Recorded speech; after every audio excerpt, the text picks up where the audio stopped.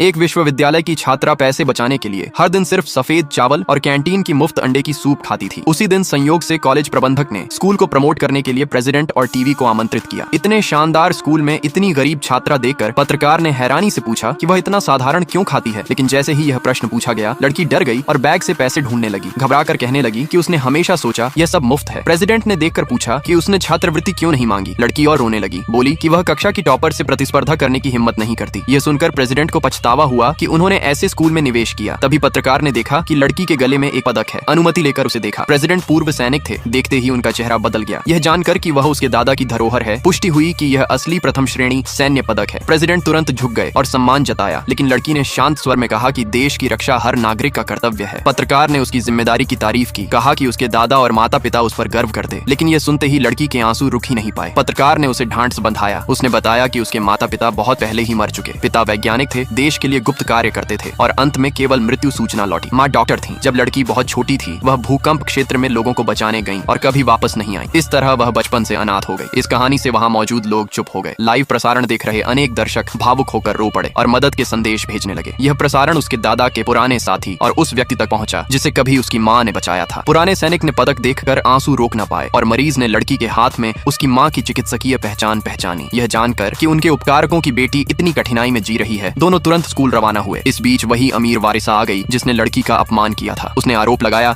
कि लड़की सफेद चावल खाकर गरीब होने का नाटक कर रही है। कहा कि चाहे गरीब हो, एक थाली तो खरीद सकती है। पत्रकार ने सुना तो संदेह किया और पूछा कि वह पैसा कमाने के लिए काम क्यों नहीं करती। जनमत तुरंत बदल गया। लोग सोचने लगे कि लड़की दया पाने का नाटक कर रही है, लेकिन वास्तव में वह रोज कैंटीन में काम करती थी। बस कल उसे मैनेजर ने निकाल दिया और पूरे साल की तनख्वाह भी रोक ली। कारण यह बताया गया कि उसने अमीर लड़की को नाराज किया। वारिसा ने पकड़े जाने पर मुआवजा देने का नाटक किया। 10 मिनट बाद उसकी सहेली 10 भाप वाले पांव और 3 थालियां लाई और लड़की को आदेश दिया कि सब खत्म करो। प्रेसिडेंट अब और बर्दाश्त नहीं कर पाए और रोका, लेकिन वारिसा ने गंभीरता से नहीं लिया। यहाँ तक कि उसने लड़की के माता पिता की आत्मा की पट्टिकाओं वाले मंदिर का उपयोग उसे धमकाने के लिए किया, क्योंकि वह स्थान उसके परिवार का था। विश्वविद्यालय छात्रा ये डर कर कि उसके दिवंगत माता पिता की आत्मा को शांति न मिले, अपमान सहने पर मजबूर हो गई। दर्शक गुस्से से भर गए। रास्ते में बूढ़ा सैनिक और वह मरीज अपराध बोध से भरते हुए कसम खा रहे थे कि चाहे सामने कितना भी शक्तिशाली व्यक्ति क्यों न हो, वे लड़की को न्याय दिलाएंगे। प्रेसिडेंट ने वारिसा को माफी मांगने का आदेश दिया, लेकिन स्कूल का अधिकारी डरकर धीरे से बोला कि निवेशक परिवार की बेटी को नाराज नहीं किया जा सकता। प्रेसिडेंट ठंडे पसीने से भर गए और सिर झुकाकर तुरंत माफी मांगने लगे। पत्रकार ने हालात देखकर चुपचाप कैमरामैन को लेकर हट गए। तभी पुराने सैनिक और मरीज स्कूल पहुंचे और मिलकर पाया कि दोनों ही लड़की के लिए आए हैं। इस बीच विश्वविद्यालय की छात्रा टूट चुकी थी, आंसुओं में विनती कर रही थी कि उसे छोड़ दें, लेकिन वारिसा ने व्यंग्य से हंसते हुए अपने गुंडों को आदेश दिया। अधिकारी ने हस्तक्षेप करना चाहा, लेकिन डर कर पीछे हट गया। जब किसी ने रक्षा नहीं की तो वारिसा ने इशारा किया और गुंडे लड़की पर झपट पड़े।